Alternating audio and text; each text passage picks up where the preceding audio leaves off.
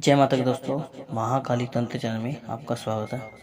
दोस्तों, मैं सोनू भाई की आगे की कहानी मैं आपको बताता हूँ कि आखिर ऐसा सोनू भाई के साथ क्या हुआ। ठीक है दोस्तों, तांत्रिक ने क्रिया छोड़ दी थी। ठीक है दोस्तों, सोनू भाई जैसे घर पहुँचे और जब वो रात को सोए और दोस्तों 12 बजे के बाद उन्हें 3 आवाज़ लगी उनके नाम से।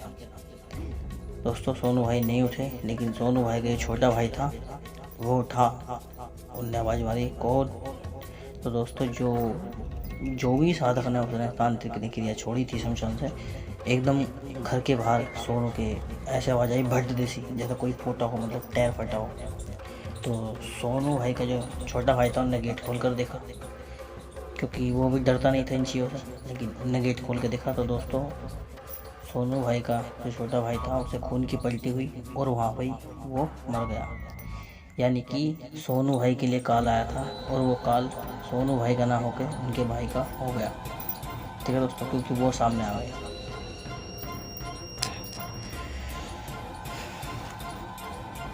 फिर उसके बाद हारो आट मची कि ऐसा क्या हुआ, अभी तक तो ठीक सोया था और एकदम खून की पलटी हुई। आखिर गेट किस कारण खोला था? बहुत सारे सवाल उन लोगों के मन में चले उसके मरने के बाद।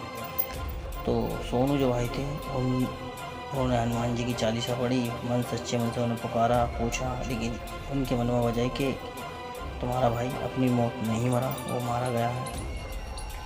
फिर उन्होंने भगत जियों को दिखाया, सोनू भाई ने, जो तांत्रिक लोग होते हैं उनके दौरे गए कि देखना जी मेरे भाई का नाम ये है, ऐसे वो क्यों मरा। तो भगत जी ने बताया कि वो काल तो आपके लिए था, किसी तांत्रिक ने छोड़ा था, लेकिन आप पे नहीं आकर आपका भाई उस काल में चला गया। तो सोनू भाई ने फिर दिमाग लगाया कि मेरा कौन दुश्मन है। फिर सोनू भाई का उस तांत्रिक पे ही शक होगा। ठीक है दोस्तों, उस पर पूरा शक होगा कि उस तांत्रिक ने किया है। फिर सोनू भाई को गुस्सा आया और उस तांत्रिक के पास गए, उसे चैलेंज कर दिया। सोनू भाई ने चेतावनी दे दी कि आज से तो अपने उल्टे दिन गिनने चालू कर दे। ठीक है दोस्तों, हनुमान चालीसा पढ़ने लगे, हनुमान जी से दुआ करने लगे कि वो इंसान मरना चाहिए, ये इंसान वो जाना चाहिए। दोस्तों, जबकि हनुमान जी की क्रिया से किसी को मारा नहीं जा सकता। ठीक है दोस्तों, तो फिर जब वो नहीं मरा तो जो सोनू भाई थे उन्होंने गुरु की तलाश करी। ठीक है दोस्तों, फिर उन्हें एक गुरु मिले जिन्होंने उन्हें साबर मंत्र दिया और ग्रहण के दिन उन्हें गंगा जी के अंदर, मतलब गंगा जी के अंदर घुस के और मंत्र पढ़ने को बोला कि जब तक ग्रहण है 2 घंटे का, जब तक तुम्हें ये मंत्र पढ़ना है। दोस्तों, ग्रहण सूर्य ग्रहण था, उन्होंने ग्रहण में मंत्र पढ़ा।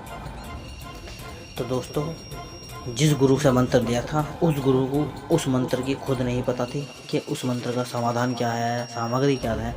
बस उस गुरु ने लेकिन मंत्र दे दिया और उन्होंने पूरा विश्वास कर सोनू भाई ने मंत्र पढ़ना चालू कर दिया गंगा जी में खड़े होकर। ठीक है दोस्तों, तो मंत्र बाद में पूजा भी था गुरु से, क्योंकि जब वो सोनू भाई मरे थे तो गुरु के ऊपर बात आई थी, तो गुरु ने बताया था, मैंने इस तरीके से जब दबाव डाला गुरु पे तो गुरु से पूछी तो गुरु ने बताया कि मैंने ये वाला मंत्र दिया। तो मंत्र दोस्तों, मतलब सावर मंत्र था, जिसमें इस तरीके का था कि धरती बांधू, वायु बांधू, अग्नि बांधू, जल बांधू, जंजाल बांधू, चारों दिशाएं बांधू, मतलब इस तरीके से था दोस्तों। तो वो मंत्र उन्होंने करा। ठीक है दोस्तों, उस मंत्र को करते ही उनकी तबीयत इतनी खराब हुई कि वो खड़े होने के लायक नहीं रहे। ठीक है दोस्तों, फिर उन्हें जब घर पे लेके गए तो उन्हें पानी से, हवा से दोस्तों दिक्कत होने लगी। अगर कोई उनसे बात कर रहा था, और जो हमारी सांसें होती है मुंह की, मतलब जो हवा होती है, इससे भी दिक्कत हो रही थी। हर किसी से कहते थे कि नहीं, मुंह पर हाथ मतलब मुंह पर कपड़ा रख कर बात करो, क्योंकि जो हम सांस लेते हैं उससे भी दिक्कत थी। क्योंकि दोस्तों, फिर वो जिस समय उन्हें भगत जी के दौरे ले गए दूर दूर, क्योंकि सोनू भाई खुद मरने वाली स्थिति होगी। ठीक है दोस्तों, तो सब भगत जी ने कह दी नहीं, इन्हें कोई नहीं बचा सकता, क्योंकि उनकी दोस्तों उन्होंने खुद मंत्र से अपना जल और वायु, अग्नि, आकाश, चारों दिशाएं, सब कुछ मतलब उन्होंने बांध दिया था। ठीक है दोस्तों, अनसठ उन्होंने मंत्र पढ़ा था। जिस गुरु से लिया था उस गुरु के पास गए तो वो गुरु घर पर नहीं था, वो गुरु भी अंडरग्राउंड होगा था। ठीक है दोस्तों। होने के बाद सोनू भाई को जगह जगह दिखाया, तांत्रिकों को दिखाया, डॉक्टरों को दिखाया, कहीं भी रोग उनका हाथ नहीं आया। ठीक है दोस्तों। पूरे दिन उन्हें दिक्कत हुई और ये बोलते रहिए बोलो गंगे मैया की जय, गंगे मैया की जय। इस तरीके से वो सोनू भाई बोलते रहिए, चिल्लाते रहिए। और जो घर का अचानक सा भी रोगा खुला था, यानी कि जंगला है कोई भी चीज़, उसमें भी सोनू भाई ने वो भी रोवा बंद करवा दिया अपने घर वालों से, क्योंकि वहाँ से भी हवा आती थी। और सोनू भाई को हवा से बहुत दिक्कत हो रही थी, हवा से और जल से। ठीक है दोस्तों। तो इस तरीके से सोनू भाई का बारात को देहांत हो गया, यानी कि सोनू भाई नहीं रहे, उनका दम निकल चुका था। ठीक है दोस्तों। किसी भगत जी के रोग हाथ नहीं आया।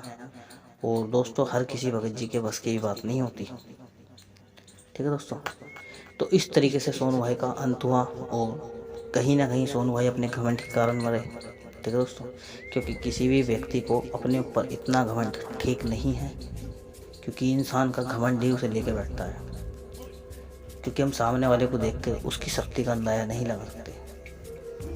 तो मैंने ये वीडियो इसलिए डाली है ताकि आप लोग को कुछ इससे सीख मिले कि कोई भी मंत्र पढ़ने से पहले गुरु अच्छा होना चाहिए, और उसी गुरु से लें जिस गुरु ने उस मंत्र की साधना करी हो। और साधना करने से ही फ़र्क नहीं पड़ता, यदि गुरु ने कोई तुम्हें मंत्र दिया है तो उसका निकलने का भी रास्ता आपको बता देना चाहिए। यदि आप मान लो उस मंत्र साधना में आपके पास कोई ऐसी मुसीबत आई, संकट आया कि जो आपको बचने के लिए भागना पड़ा, तो आपको गुरु कोई ना कोई ऐसा रास्ता दे देना चाहिए कि तुम इस चीज़ से या इस मंत्र को पढ़ देना, तुम आप बच जाओगे। तो इसलिए किसी भी काम में घुसने से पहले निकलने का रास्ता जरूर देख लो। और दोस्तों कोई ऐसी उल्टे सीधे गुरु को कभी मत पकड़ना। ठीक है दोस्तों। क्योंकि ऐसा ही होता है जो सोनू भाई के साथ हुआ। ठीक है दोस्तों। मिलता हूँ अगली वीडियो में। जय माता की।